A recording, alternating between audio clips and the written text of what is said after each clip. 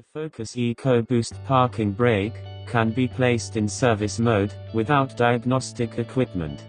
So, let's get started. Switch ignition on. You now need to press and hold the accelerator, then press and hold parking brake switch down. Now, within 5 seconds, switch ignition off. Then back on. Park brake maintenance should now display on the instrument cluster.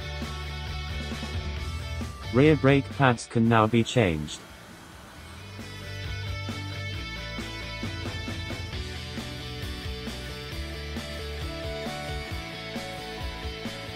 Thanks for watching, hope you enjoyed.